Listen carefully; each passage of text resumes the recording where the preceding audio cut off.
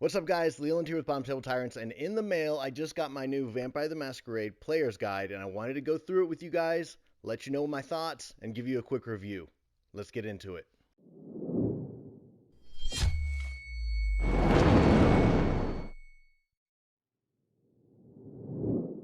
First off, it's a really great book. I think that Renegade Game Studios is doing a great job with going through it. I guess it's definitely better than the Camarilla and Anarch books. These are complete trash. Probably the only thing that's useful in these whole books is maybe the last like 7 pages that are just some lore sheets that you can use. The rest of this is it's all garbage. I despise the Anarch and Camarilla book. It's just a bunch of short stories that are weird, dumb slice of life vampire stories that are almost completely useless because they don't really give you any sort of like assistance with anything vampiric. I guess sometimes they're supposed to be sad or scary, but really they're just boring. I understand what they were trying to do, but they executed horribly on those. So I can't stand those books. But the new Player's Guide is not that. So I think they've really gotten back on track and are trying to make good resources for us. First off, let's go through the Clan Bane variants. That's probably the main thing that I really liked. That's probably the first piece that I'm really going to hit on. And I'm going to go through my top three. So the first one's going to be the Ventru one, which is called a hierarchy. And the hierarchy makes it much harder. I want to say it's like a -2 to your rolls to go, I guess, do something that you've been ordered not to by a lower level vampire of that you respect. I guess is probably the best way to put it. So very Ventru like. It feels very characteristic of the clan. It's a great alternative versus the like picky eating one that I really don't like because most of the time players forget it. It's not used very well and it could become like really a problem. Like what if they're dying and they're just going to be like, no, I can't drink from him, he's icky. That's not going to it's like just not realistic. You would save yourself instead of be picky and not drink from someone like that. So I don't like a lot of the initial like negative traits from the clans, but these give you some good alternatives all the way around. So let's go over the other two that I really liked. The next is Gangrel. It's called Survival Instincts, and if they take a bunch of damage or they get freaked out, they just take off. They're gonna save themselves. They're gonna chew off that arm to get out of the trap if they need to. And this is perfect when you understand, animal psychology.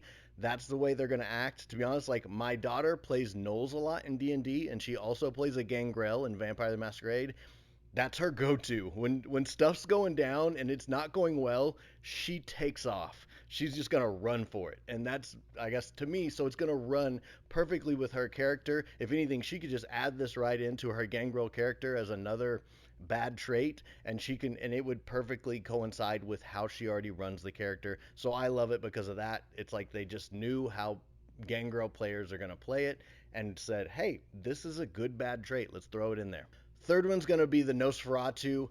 They have an infestation, and I always think of infestations as not just bugs and rats, but also you could have all kinds of different forest animals as well. Or if they're in an urban environment, it could be the crows. Like think of The Crow, the movie, and how there's always these crows in the graveyard, crows in the city that are kind of just like his calling card.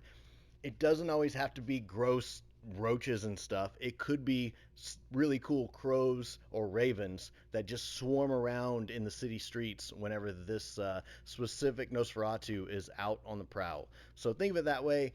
They also have an infestation advantage that gives you the ability to use your infestation, such as your crows or your rats, to attack someone with, or at least hinder someone with. Next, we have the clans. They added a bunch of new clans in there. I think there's 7 in total. That sounds right. Yeah, the original 7, and then you got the new 7. I would consider because I've been in this game for a long time.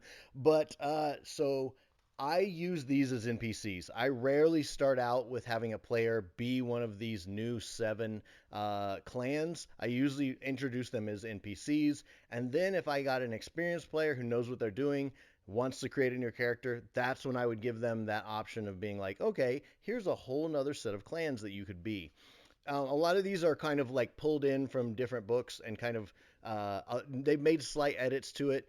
to the clan, like how it reads, but some of these are from Cults of the Blood Gods and stuff like that. So this is kind of rehashed material, but they have made slight changes. So discipline powers. Here we go. Animalism. I'm just going to hit on some of my favorite ones here. Animalism, they have the infestation. A lot of the level 3 ones, if you go through and you read the level 3 items, almost every single time, the one I liked was like they had 1 or 2 level 3 items almost always. I love that one the most because it's not too overpowered and it wasn't so weak that it was almost useless. So the Plague of Beasts, which was an animalism power, again, like we talked about the infestation, this would go perfectly with that in that you could use your infestation to distract, annoy, hinder an enemy. Next is going to be in the Auspex side of the realm is going to be what is this called? Fatal Flaw. Fatal Flaw is a ability to kind of use your Witcher powers to see what their weakness is. I use this a lot because I make my enemies really tough, so the PCs have to find what their weakness is, and this power literally helps do that for them by making the role easier. And in very much a Witcher way, I'm usually going to describe how they may have a weak spot in their armor, or maybe an eye or something like that is exposed. Something about their physiology that I'm going to point out to the character as a weak point that may be something they can use. In the celerity discipline, we have weaving. This one feels very vampiric. It's them dodging out of the way, and I would think of it as almost like a mirror form. It looks like there's multiple versions of the same character, which allows them to move out of the way, move super fast to dodge incoming projectiles, be they bullets, arrows, boomerangs, whatever, something thrown at them, a knife, something like that, but up to the speed of a bullet, which is, again, very vampiric. If you played some of the very old Vampire the Masquerade PC games, celerity was one of my favorite powers, so this very much feels like that, to be able to hit the slow-mo button and dodge out of the way of something or move to an advantage place where you can make an attack. Next is going to be obfuscate. This is the power is called Mind Mask, and this is probably the first time they made a good, useful power where you can disguise yourself from those who are looking at you to make sure that they don't see you as this nasty Nosferatu or this bestial Gangrel. It's a way to control what they see so that you can be the face man for your PC group, and you can look like a person that you need to get into a club, to trick the gangster, do whatever it is. So I love this as a face man aspect so that you can get yourself to be the disguise guy and, influence others the way you would want to as a vampire. Next, this is possibly one of my favorite, is Potence. They have a Wrecker ability. It says that it's not very good in combat, but I completely disagree. It just says that you can, smash the crap out of an inanimate object. You can use that in combat all the time. If there's a car setting in combat, you could smash that and use it to smush enemies. You could take a giant, fire hydrant or something and wreck it and go send it flying to take someone out. So just because it can only be used on inanimate objects doesn't mean it can't be used for combat. So I really love this one. I can very much envision this being like a Brujah that's moving through the battlefield or through a combat situation like Juggernaut. They're just blazing full of rage, smashing things. They can't be stopped. Are they in combat with the characters? No, they're sprinting around, smashing into things, using those inanimate objects to pummel, smash, destroy any enemies that they have. So very much a very cool Juggernaut X-Men style character that you could make using this power. Next is going to be Presence, and they have Eyes of the Serpent, and I immediately go to the old Disney Robin Hood with the serpent who could make his eyes go all rainbow, and he kind of uses his serpent charm to mesmerize them, which is very much a vampire power. If you've played Blood Bowl and used the vampires or use any sort of vampiric mesmerized powers in D&D, to me it's going to be something like that. These Eyes of the Serpent are a charming spell that you can use to, distract, lock up any sort of nemesis enemy NPC that you need to deal with. For the Protean, you have Vicissitude. Vicissitude is very much a Tzimisce. Again, I'll throw that up. I think I'm saying that right. Power. But if you were going to use it for those that can use Protean powers and aren't that, I would use it to make kind of craft bone spurs, which I think would be cool to have a bone spur that would come out of your elbow, so you could use in combat, or you could just straight do Wolverine style bone spurs that come out of your hands. Maybe your claw, you could create some sort of claws, any sort of thing on your feet. So there's all kinds of different bone spurs you could put around your body to be used as like a concealed weapon. They think they've disarmed you, but unfortunately, they didn't realize you have these giant bone spurs that shoot out of the back of your elbows. For the Oblivion powers, which are covered very extensively in this book, you have the Arms of Ahriman, which I'm pretty sure is like a Warhammer 40k character, but I'm sure there's some sort of link to this world, so it's probably different. I'm probably a demon or some sort of dark entity in the world of darkness. I don't recognize it other than from Warhammer 40k sorcerer Space Marines. The way I think of this, the first time I read it, was like, okay, so this is like a dark, shadowy mage hand, is how I think of this. You can either use your shadow, very much like Bram Stoker's Dracula, to grapple someone, or to use your hand with the shadow to pick something up, move something, throw something, something like that. But you can only do one or the other. You can't grab someone yourself and also have your shadow grab someone. You always have to kind of concentrate on what the shadow's doing to control it. So again, pretty fun. Mage Hand is all kinds of uses in Dungeons and Dragons. You could apply it in all the same ways here in a more modern sense. Then we got Blood Sorcery, the main thing that they created, and I'll throw up some of my cards that I've already made. They have a Blood Aegis spell, which is just a blood shield. So you create this shield that can, protect you from incoming missiles, punches, anything like that. I love this because I use blood magic combatively instead of socially. The social aspects are there if you want to use them, that's great, but my players are mostly from the D&D realm, and I promise you most players that are coming into Vampire the Masquerade, they're probably going to have played D&D first. So this will help transition them from combat-y systems to social systems. Give them some combat spells. Don't make them all social spells like they have in the book. Then you have Thin Blood Alchemy. I never use Thin Bloods. I might use them as NPCs, but I don't even like the concept of Thin Bloods. What's the point of that? Just use a ghoul or something like that. They fill the same role as this kind of like daytime protectors for other vampires. I just don't understand the thought process of it. And please, if you have a reason why you would play Thin Bloods, put them down in the comments. I just don't understand it, because to me it's like you're playing Vampire the Masquerade to be a vampire. If you play a Thin Blood, you're just a guy with none of the vampire powers, but hey, you don't have any of the drawbacks. Great. That's kind of like being a human. So, I don't know, you're a little strong, you're a little, you know, I don't get it. So I don't understand Thin Bloods, so I don't really use them in my game.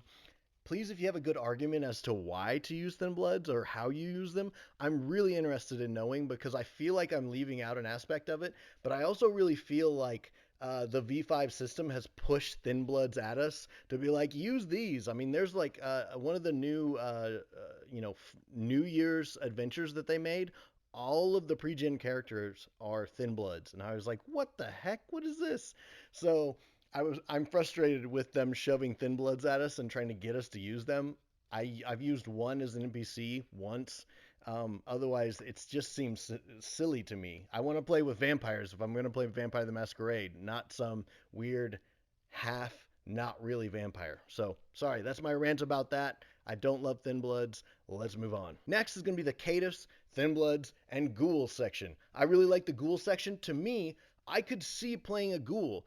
It's literally like playing, in what they do in the shadows, playing Guillermo. If you want to be Guillermo, who's a vampire hunter who is also a ghoul and helps take care of the leftover bodies and whatnot for his vampire family, that's perfect. That would coincide perfectly with a vampire coterie. If you wanted to have one player who's like, I want to be the ghoul and take care of the stuff, protect you guys during the day, totally get it. That's such a better use of instead of a Thin Blood, just use a ghoul and have it be a player character. To me, it makes so much more sense. Also, the Caitiff. We know Caitiff are kind of a power gamey thing, but I also understand, I guess, in my games, when I've had players play Caitiff, I make it hard on them. They are oppressed. They're trying to skate on this thin red line between the clans because they're not taking any sides, and people hate that. So the vampires on, the anarchs and the Camarilla hate them. They will not deal with them. They won't let them in their bars. They won't let them in their clubs. They're not going to talk to them because they don't want to talk to some clanless vampire. So I make life suck if you're going to play a caitiff. So I know people use it of like, I can pick anything I want. Yeah, but socially, you are going to be an outcast. And I think that's important to balance that play because you can take any powers you want and not really have a great reason of why. You got to balance that socially. Next, they're going to have the coterie types. This is also a rehash from the main book. I think they're just kind of capsulating it in and bringing you all these good. There's a lot of data sheets that have all of the powers, that have all of the advantages, the flaws, the coterie types, things like that. So they're kind of rehashing that. It's not the worst, and if anything, it kind of gives me a lot of hooks. In the coterie types, there's all kinds of good stuff. Do you want to be a ghost busting group? Do you want to be a daytime watch group? Do you want to do investigations? Do you want to do sabotage? Again, all of these ideas are still in the main rule book, but they kind of expound on it. They take all of those coterie types and write a few more paragraphs and adventure ideas and things like that in there. So there's a little more information on it than there is in the main book. Next, it talks about how to, there's some GM stuff in there about how to run the game.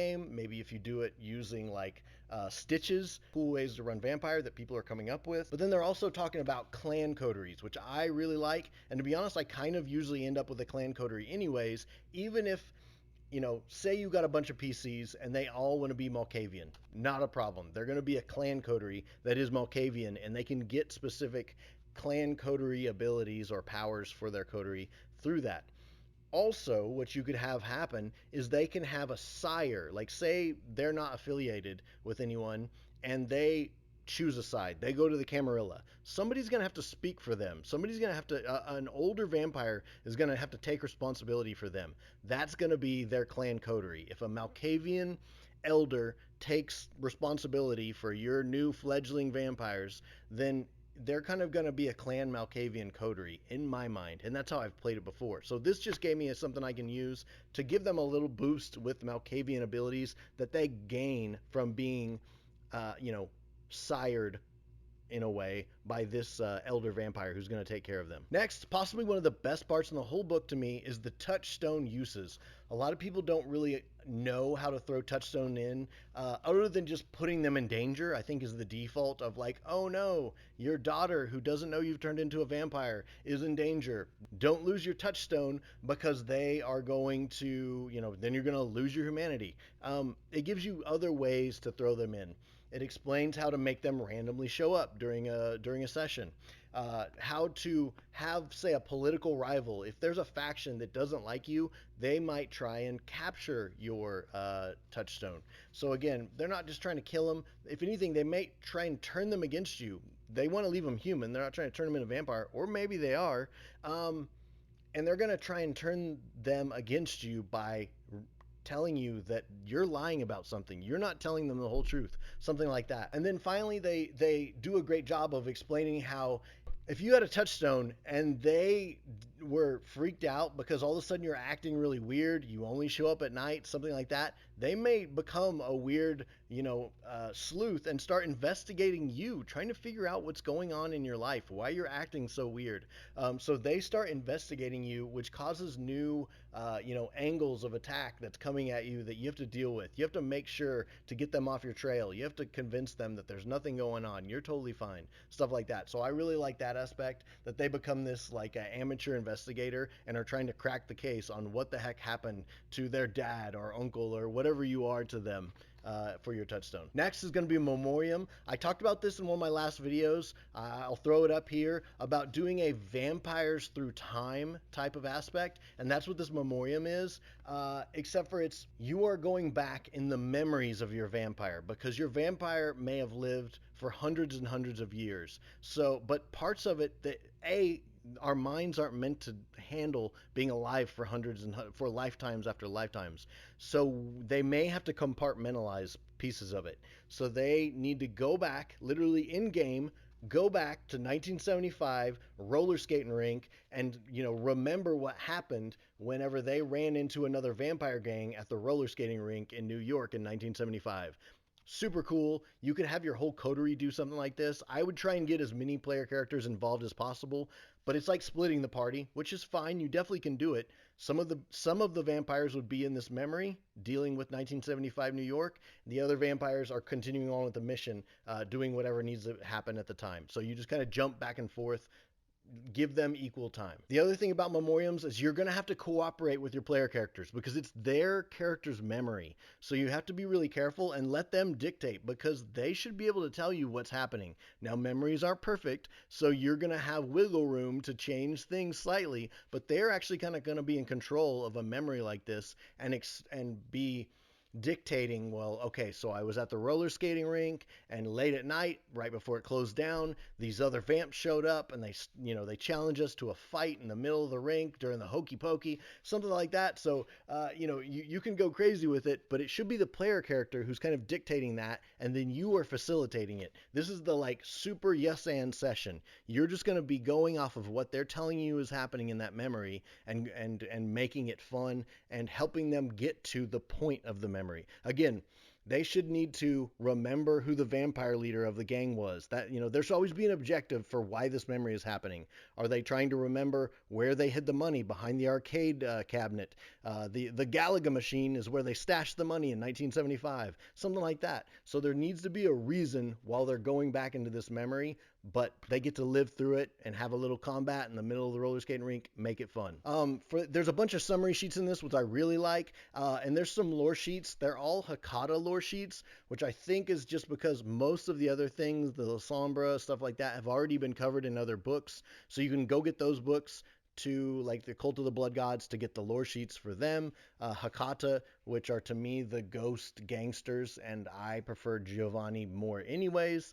But you could definitely use these as Giovanni lore sheets if you were going to run it that way. You just might need to make some tweaks. But otherwise, Hakata and Giovanni go really well together, and that's the only lore sheets that are in this, which is kind of odd to me. But I think it's because they've already put the lore sheets for other newer clans in some of the other books. Finally, we got the antagonists. You have some Mitzi abominations, is what I'm going to say. They're just like these weird, crazy creations that they've made that are monsters that you could definitely throw in.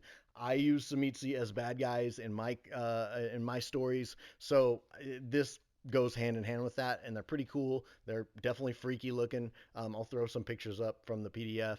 And then you have the necromancers. So this is definitely a mage issue where you have these necromancers. They're bringing their own undead to life, and this is what they would act like. And so they give you some stats for those undead. So that's it, guys. My full review of this is that I love this book. This is probably one of the best books that's come out in a while. I really like the Sabat book, but at least they're improving. They really scared me with some of the books that came out early on after the core book came out. The first few books after the core book were really bad. I think now that Modiphius has handed the reins over to Renegade instead, Renegade is doing a better job of making games. I really want to love a bunch of the Modiphius games. I've played a lot of them, but after playing them, I don't like how they work. I love the V5 dice system. They nailed that. But the actual gameplay and a lot of the books they made was some of this just weird lore stuff they threw into them and made whole books of lore that were almost useless. I hated that. So I was glad to see them pass the reins over to a different company, and I think that Renegade's doing a good job. So this book for me is a buy. I would say most of your player characters should have this book and the core book.